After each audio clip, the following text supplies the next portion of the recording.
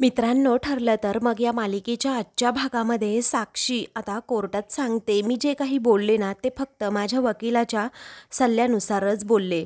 मग आता अर्जुन लगेचच ऑब्जेक्शन घेत म्हणतो, मिलॉर्ड, साक्षी शिखरे या सज्ञान आहेत. त्या कुठलाही निर्णय अगदी विचार करून घेऊ शकतातच. त्या खोटं बोलल्या त्याची सर्व जबाबदारी त्या वकिलावर टाकू शकत नाही. त्यावरती लगेचच जज साहेब हे ऑब्जेक्शन सस्टेंट असं म्हणतात, तर अर्जुन बिचारा खाली बसतो. त्यावरती दामिनी म्हणते, युअर ऑनर, सर्वांनाच कायदेशी थोडीशी का होईना भीती वाटतेच आणि सर्वांनाच कायदा समजतो असं नाही सुभेदार.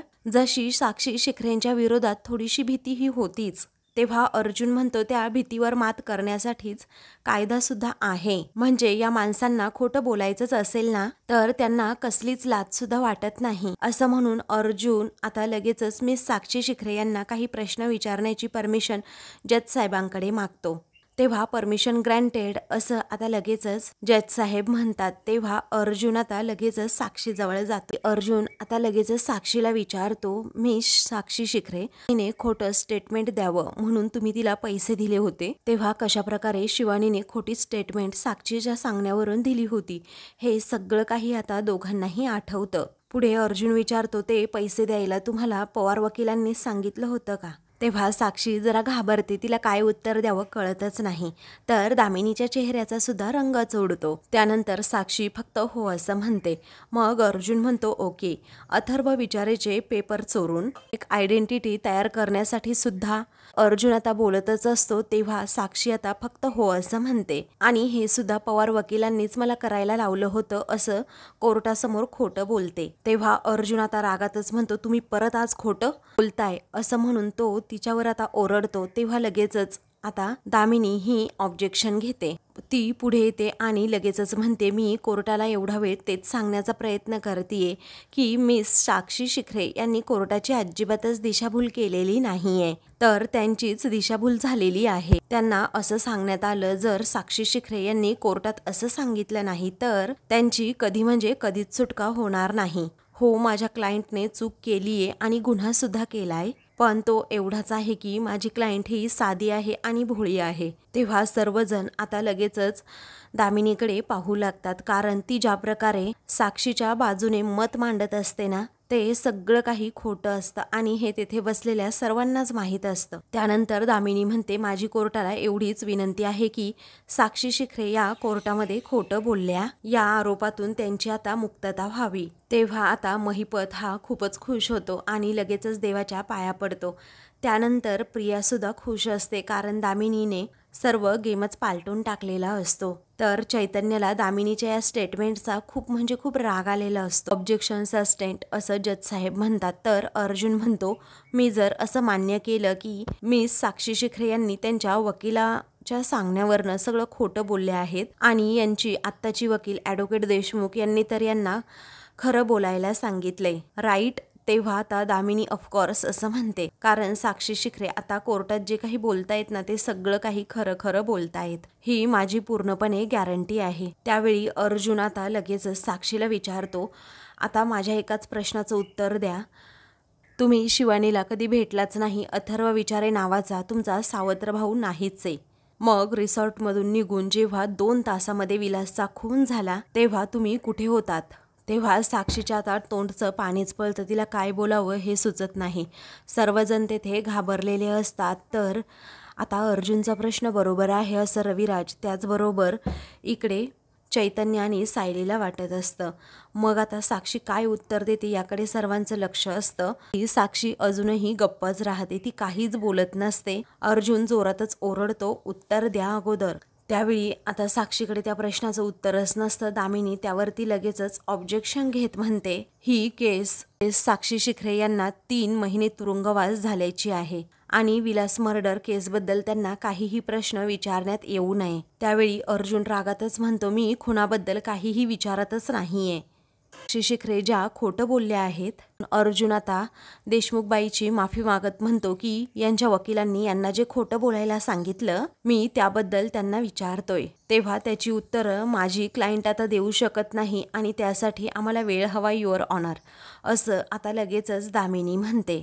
तेव्हा आता दामिनीचं हे बोलणं ऐकून इकडे सायली आणि मधुभाऊंना धक्काच बसतो. त्यानंतर जज साहेब लगेचच ऑब्जेक्शन घेतात. मग दामिनी खाली बसते. तेव्हा सायलीच्या लक्षात येतं साक्षी तेव्हाही खोटं बोलत होती आणि आत्ताही खोटं बोलतीये. पण हे साक्षीला अडचणीत टाकायला लागले तर दामिनी लगेच यांना का अडवतीये मला कळतच नाही. तेव्हा अर्जुनच्या सुद्धा ही गोष्ट लक्षात आलेली असते. तेव्हा तो म्हणतो, अरे वा, म्हणजे तुमच्या आधीच्या वकिलांनी तुम्हाला कधी खरं बोलू दिलं नव्हतं आणि आत्ताची वकील तर काही बोलूच देत नाहीये तुम्हाला. बरं मग मला सांगा, जर पवार वकिलांनी तुम्हाला सांगितलं असतं की कोर्टात येऊन असं स्टेटमेंट द्या की तुम्हीच विलासचा खून केलाय तर तुम्ही काय केलं असतं?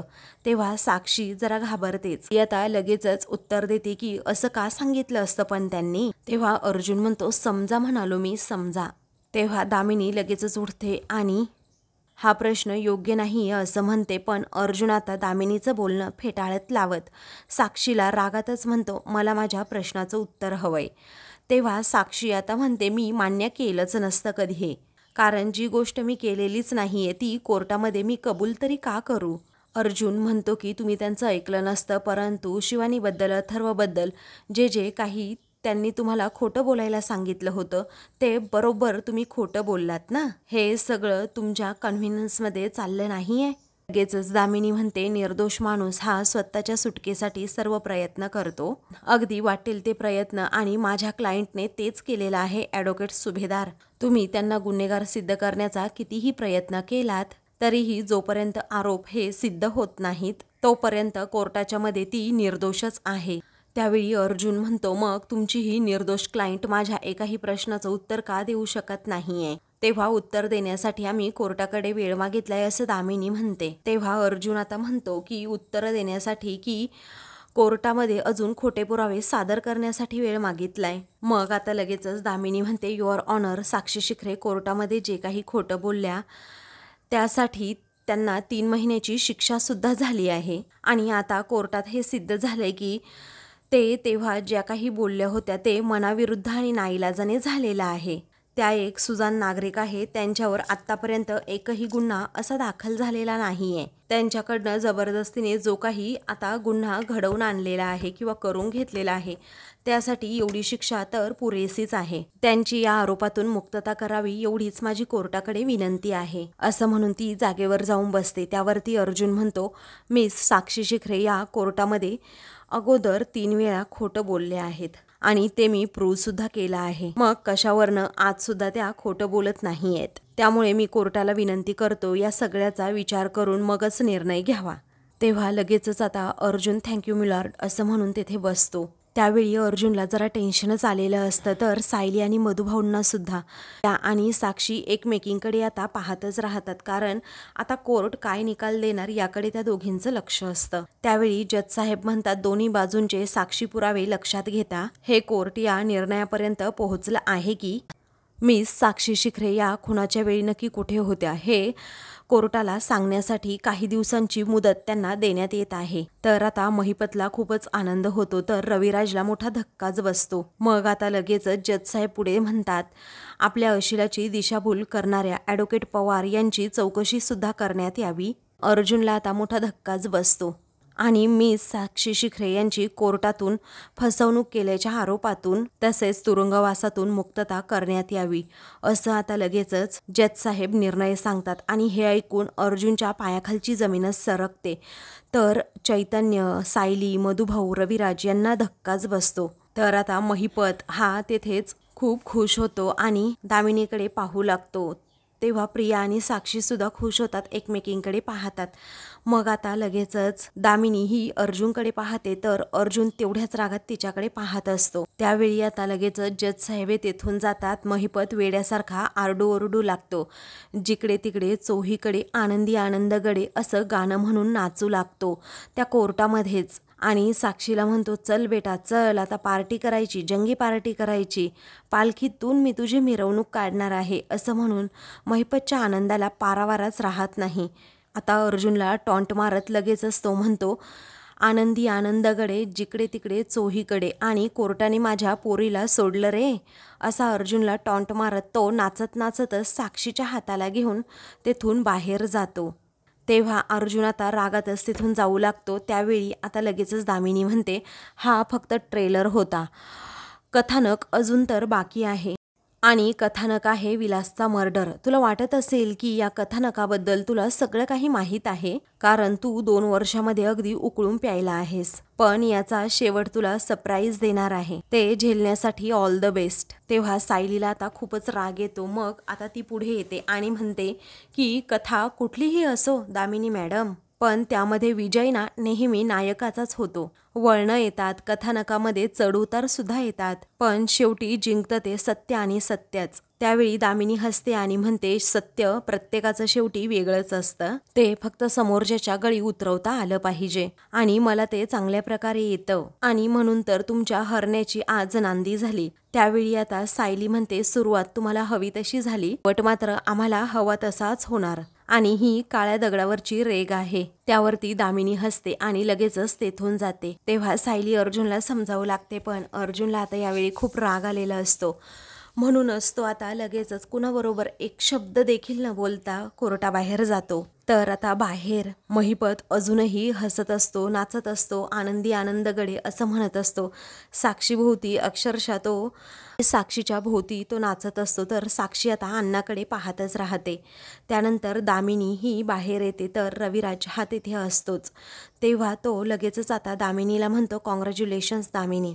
त्यावेळी दामिनी म्हणते, थँक्यू रविराज, पण केस तशी खूप सोपी होती.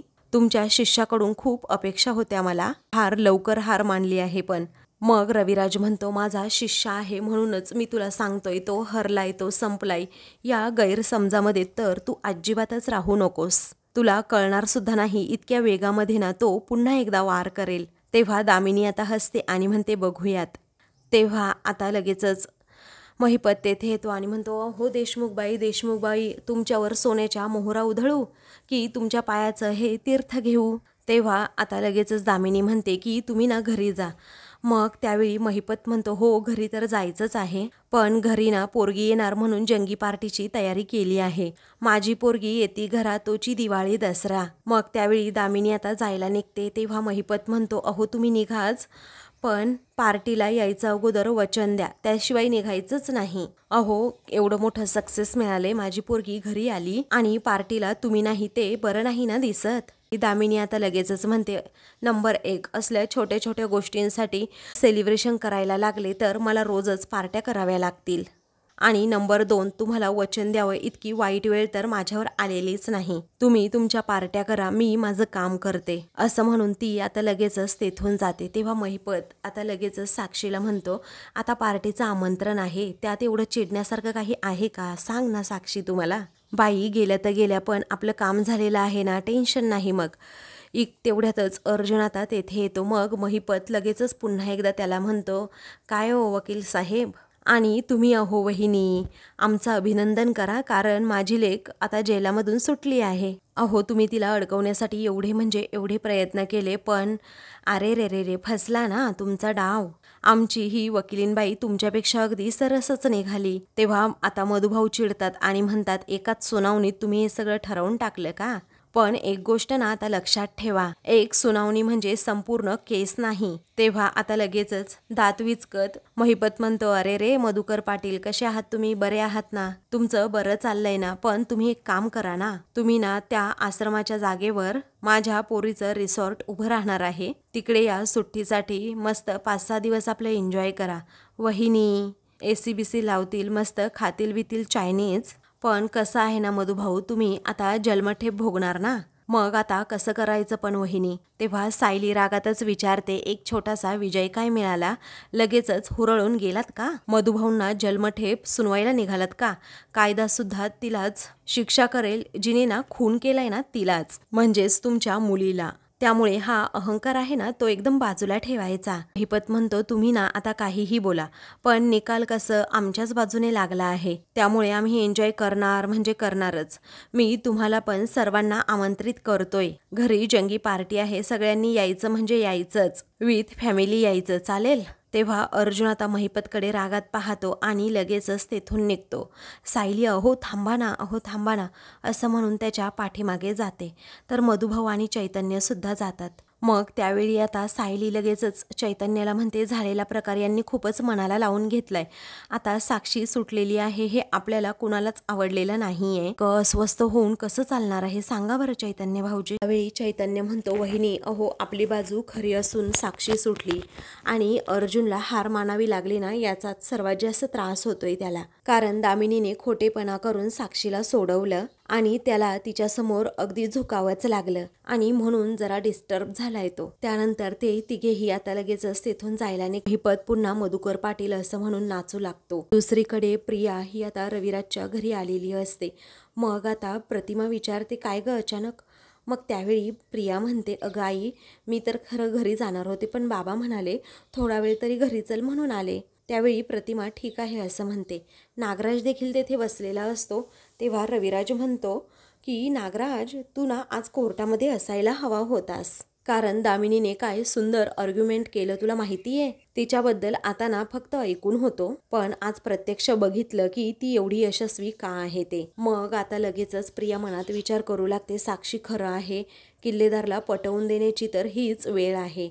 मग त्यावेळी नागराज सुद्धा विचारतो, साक्षीच्या अगोदरच्या वकिलांनी तिची दिशाभूल केली होती हे खरं आहे का? त्यावेळी प्रिया म्हणते, हो हे खरंच आहे. नाही म्हणजे दामिनीसारख्या एवढ्या मोठ्या वकिलाने तिची केस घेतलीये म्हटल्यानंतर साक्षी ही नक्कीच निर्दोष असणार.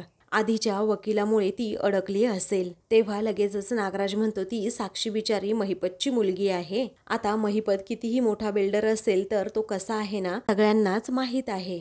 त्यावेळी प्रिया म्हणते, पण ती विलासच्या खुनाबद्दल खरं बोलतीये ते आपल्याला माहीतच आहे ना, कारण मी स्वतःच्या डोळ्यांनी पाहिले की खून हा मधुभाऊंनी केलाय आणि हे ना त्या दामिनीला समजलं असणार.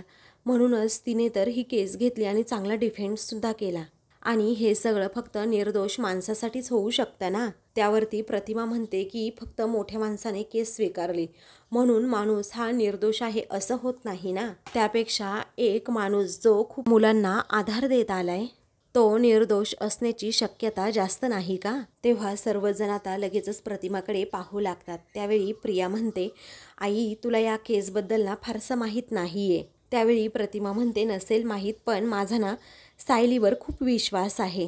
ती जर एवढ्या तळमळीने सांगतेय की मधुभाऊंनी खून केलेला नाहीये तर त्यामध्ये काहीतरी तथ्य हे असेलच ना. तेव्हा प्रिया म्हणते, मी कधीपासून सांगतेय की मी स्वतःच्या डोळ्यांनी पाहिलंय की तो खून हा मधुभाऊंनीच केलाय. त्यावेळी लगेचच आता रविराज म्हणतो, प्रतिमा कसा आहे ना, कोर्ट हे पुराव्यांवर चालतं असं विश्वासावर नाही आणि त्याच पुराव्यांच्यामुळे साक्षीना निर्दोष सुटली आहे. त्यावेळी आता प्रतिमा म्हणते, असेल परंतु सायलीना आंधळेपणाने कुणाचीही साथ देणार नाही एवढं नक्की माहीत आहे मला. मी कॉफी घेऊन येते असं म्हणून ती लगेचच किचनमध्ये जाते. तेव्हा प्रिया आता लगेचच मनात विचार करू लागते की आज सायलीचा नवरा कोर्टात तोंडावर आपटला तरीही हिला फक्त त्या सायलीचीच बाजू घ्यायची आहे. आता हिचा राहिला आहे ना तेवढा अर्धा मेंदूसुद्धा आधी बधीर करून टाकायला हवा. तर दुसरीकडे आता पूर्णाजी, प्रताप आणि कल्पना हे तिघेही हॉलमध्ये बसलेले असतात. तर कल्पना आता अर्जुन घरी कधी येतो याची वाटच पाहत असते. तेव्हा पूर्णाजी म्हणतात, कधी येणार ग अर्जुन? मग आता ती म्हणते, त्याचीच वाट बघतीये ना, तो आज कोर्टात जाणार होता. त्यावेळी प्रताप म्हणतो, कल्पना अगं अर्जुन कधी येतो, कुठे जातो, कधी येणार याची अजूनही तू काळजी करत बसते का, वाट पाहत बसतेस का? हे पहा तो कुठेही जाऊ दे, तुम्ही काळजी करू नका, दोघीही येईल तो लहान नाहीये असं म्हणून आता प्रताप सांगतो. तेवढ्यातच अर्जुन आता तेथे येतो आणि तसाच कुणाकडेही न पाहता रूममध्ये जायला निघतो. तेव्हा आता सायली तेथेच थांबते. सर्वांना जरा अर्जुनच्या या वागण्यावरनं टेन्शनच येतं की हा एवढा उदास कसा काय. मग त्यावेळी आता सायली म्हणते, मी येते हा लगेचच, यांच्याशी बोलते जरा. तर अर्जुन हा रूममध्ये येतो. सायलीसुद्धा त्याच्या पाठोपाठ येते. अर्जुन एकदमच टेन्शनमध्ये बसलेला असतो. तेव्हा सायली आता लगेचच दार बंद करते आणि अर्जुनला विचारते, काय हो, मी मघापासनं बघतीये तुम्ही एकदमच गप्प गप्प आहात. गाडी चालवताना सुद्धा काहीच बोलला नाहीत, नाहीतर एरवी गाडी चालवण्याकडे कमी आणि बडबड करण्यामध्ये जास्त लक्ष असतं तुमचं आणि आज रस्त्यावरून नजर सुद्धा हटत नव्हती तुमची. तर अर्जुन आता डोळे बंद करून डोक्यालाच हात लावत शांतपणे बसलेला असतो. मग आता त्यावेळी सायली पुन्हा म्हणते, मनामध्ये एखादं ध्येय ठरवलं तर तुमची नजर हटत नाहीच ना, म्हणूनच तर तुम्ही एवढे यशस्वी वकील आहात. एकही केस न हरलेले वकील आणि तुमचा हा लौकिक ना असाच राहणार आहे. तरीही अर्जुन एकदमच गप्प गप्प बसलेला असतो. तो सायली बरोबर एक शब्द सुद्धा बोलत नसतो. मग त्यावेळी सायली आता अर्जुनकडे पाहते आणि तिला खूप वाईट वाटतं. इकडे आता पूर्णाजी जरा अस्वस्थ असतात, कारण अर्जुन त्यांच्याबरोबर काहीही बोललेला नसतो. मग त्यावेळी आता कल्पना म्हणते, पूर्णाई ह्या गोळ्या घ्या आणि 1 तासानंतर ही दुसरी गोळी घ्यायची आहे हा तुम्हाला. त्यावेळी आता पूर्णाजी म्हणतात, नको मला काहीच नको, त्या गोळ्या वगैरे सगळं राहू दे. तेव्हा लगेचच आता प्रताप विचारतो, काय झालं पूर्णाई तुला आता? अगं घे की गोळ्या. मग त्यावेळी पूर्णाजी म्हणतात, अरे कशा घेऊ? अर्जुन आज माझ्याशी एक शब्दसुद्धा न बोलता तसाच रूममध्ये गेला. अरे आत्तापर्यंत असं कधीच झालं नाही की तो माझ्याशी असा न बोलता गेलाय. अरे मी इथे जर बसलेली असेल ना तर टोमणा मारून का होईना तो कोणत्या ना कोणत्या निमित्ताने बोलतोच, पण आज लेकरू तर एक शब्दसुद्धा बोललं नाही आणि तसाच रूममध्ये गेलाय. एवढं कोर्टामध्ये काय झालं असेल रे प्रताप? मग त्यावेळी कल्पनासुद्धा म्हणते, हो ना, कळतच नाही कोर्टामध्ये असं काय झालं असेल. त्यावेळी आता पूर्णाजी म्हणतात की तेथे रविराजसुद्धा आले असतील ना, मग अर्जुनशी त्यांची काही वादावादी झाली का? आणि रविराज पुन्हा अर्जुनशी चिडले असेल का रे? आणि आपल्यावर सुद्धा, असं म्हणून पूर्णाजींना आता एक वेगळीच भीती वाटू लागते. तेव्हा प्रताप लगेचच म्हणतो, अगं पूर्णाई, कशात काही नसताना एवढा निगेटिव्ह विचार तू का करतीयेस? कल्पना लगेचच विचारते, पण हे दोघेच कसे घरी आले? तन्वी अजून घरी कशी नाही आली? त्यावेळी प्रताप म्हणतो, तशीही ती वेगळ्याच गाडीने येणार ना. घरात एकत्र तिघांनी यायचं वातावरण आहे का आपल्या घरामध्ये? नाही ना. त्यावेळी पूर्णाजी म्हणतात, पण एव्हाना ती यायला हवी होती ना. पण आता रविराज आणि त्यांचं जर भांडण झालं असेल तर त्यांना शांत करण्यासाठी ती थांबली तर नसेल ना. असे अनेक पूर्वग्रह पूर्णाजी मनात असतात आणि ते बोलून सुद्धा दाखवत असतात. तेव्हा प्रताप म्हणतो, पूर्णाई अगं तसं काही नाहीये. अगं तन्वी रविराज बरोबर अशी प्रतिमाला भेटायला वगैरे माहेरी गेली असेल, ती येईल नक्की. मग आता पूर्णाजी म्हणतात, नाही, इतकं सरळ नाही रे प्रताप ते. कारण अर्जुन कोर्टातनं आल्यानंतर इतका कधीही म्हणजे कधीही अस्वस्थ नसतो. काहीतरी झालंय नक्की. तर कल्पनाच्या चेहऱ्यावर सुद्धा आता अर्जुन विषयीची काळजी दिसत असते. त्यानंतर पूर्णाजी म्हणतात, तू ना तर तन्वीला फोन कर आणि विचार बरं, त्याशिवाय माझी काळजी काही संपणार नाही आणि मला चैनसुद्धा पडणार नाही. तेव्हा प्रताप ठीक आहे असं म्हणतो. तर इकडे सायली आता अर्जुन समोर जाते आणि बसते आणि विचारते, माझ्या मनात ना एक गमतीशीर विचार आला आहे. मला सांगा, तुमचं नाव कुणी ठेवलं अर्जुन? आई बाबांनी की पूर्ण आजीने ठेवलं? आणि त्यांना लहानपणी माहीत होतं का की हा मुलगा मोठा होऊन अगदी अर्जुनासारखा होणार, बुद्धिमान, धडाडीचा आणि सगळ्यात महत्त्वाचं म्हणजे समोर कितीही संकटं आली, कितीही अडचणी आल्या तरीही आपल्या लक्षाचा न चुकता भेद करणारा. तरीही अर्जुन आता सायलीबरोबर काहीच बोलण्याच्या मनस्थितीत नसतो. सगळ्या गोष्टींचा तो विचार करत असतो आणि एकदम शांत डोळे झाकून बसलेला असतो. तेव्हा सायलीला आता समजतं यांचा मूड काही ठीक होत नाहीये. मग आता ती विचारते की तुम्हाला आवडते तशी कॉफी बनवून आणू का?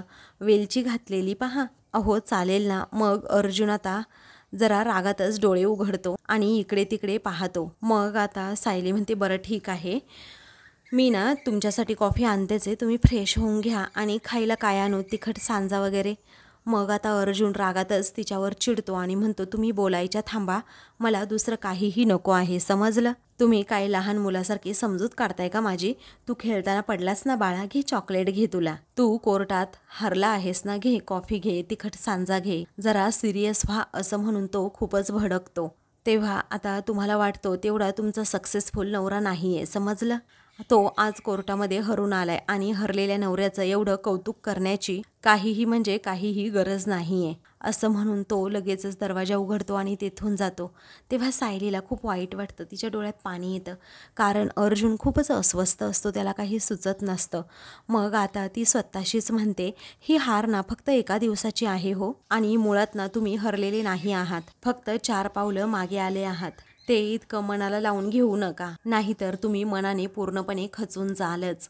तो महिपत आणि ती दामिनी देशमुख जिंकण्याच्या भीतीपेक्षा तुम्ही मनाने खचाल याची काळजी जास्त वाटते मला. करू तरी काय सांगा ना आता, असं म्हणून सायली एकदमच सिरियस होते. तर आता इकडे अर्जुन हा हॉलमधून सरळ बाहेर निघालेला असतो.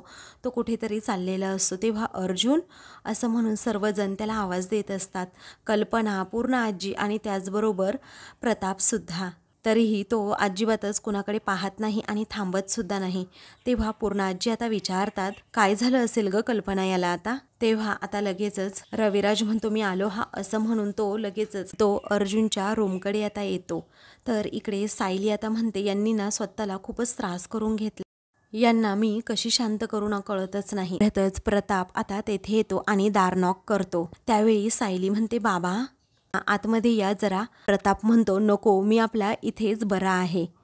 मी फक्त एवढंच विचारायला आलो आहे की अर्जुनचं नक्की काय बिनसले, कारण मगाशी येताना तो आमच्याबरोबर बोलला नाही आणि आता जाताना सुद्धा काहीच बोलला नाही. कोर्टामध्ये काही झालंय का? तेव्हा सायली म्हणते, हो बाबा, आज कोर्टामध्ये त्यांचा दिवस काही फार बरा नाही गेला. प्रताप म्हणतो, त्याचा आणि रविराजचा पुन्हा काही वाद झालाय का? अगं पण तू काय करत होती? तू फक्त बघत राहिलीस का? श्रीराम नवमीला नाती जोडण्याचा एवढा सोहळा केलास तू, आता जोडलेली नाती अशी टिकवायला नकोत का? तेव्हा सायली म्हणते, बाबा तुम्हाला वाटतं ना तसं काहीही झालेलं नाहीये. तेव्हा प्रताप विचारतो, मग? त्यावेळी सायली म्हणते की आज नेमके ना फासे उलटे पडलेत आणि तुमच्या मुलाला हरण्याची सवय नाहीये. अहो, एक सुनावणी त्यांच्या विरुद्ध झालीये बाबा, तर त्यांना तोही त्रास सहन होत नाहीये. तेव्हा आता प्रताप जायला निघतो आणि पुन्हा थांबत म्हणतो की हे बघ, तुमच्या केसमध्ये पण जाऊ दे, पण तुमच्या आयुष्यात काय चाललंय याच्याशी मला काही घेणं देणं नाही. पण त्याला सांग, कधी कधी मोठं युद्ध जर जिंकायचं असेल तर छोटी लढाई ही हरावीच लागते आणि त्यामध्ये तुमचं नुकसान होत नाही, झालाच तर ना फायदा होतो. तेव्हा आता प्रतापच्या या बोलण्यामुळे सायलीला खूप बरं वाटतं आणि ती आता गालातच हसते आणि विचार करते. तर आता मित्रांनो, पुढील भागामध्ये मधुभाऊ, अर्जुन आणि त्याचबरोबर सायली हे तिघेही आता हातामध्ये हात मिळवतात. तेव्हा अर्जुन म्हणतो, हीच वेळ आहे, जर आपण प्रियाच्या रूममध्ये गेलो आणि साक्षी विरोधात किंवा तिच्या विरोधात आपल्याला काही पुरावे मिळाले तर आपण ते शोधायला हवेत. असं म्हणून ते तिघेही प्रिया नसताना तिच्या रूममध्ये जातात आणि लगेचच पुरावे शोधू लागतात. तेव्हा लगेचच आता मधुभाऊ एक सुटकेस ओपन करतात. त्यामध्ये आता सायलीच्या लहानपणीचा फोटो असतो. तेव्हा लगेचच मधुभाऊंना शॉक बसतो आणि ते मनातच विचार करतात की प्रियाच्या कपाटामध्ये सायलीच्या लहानपणीचा फोटो, म्हणजे सायलीच्या बाबतीत ही प्रिया काहीतरी गडबड तर करत नाहीये ना, असा प्रश्न मधुभाऊंना पडतो.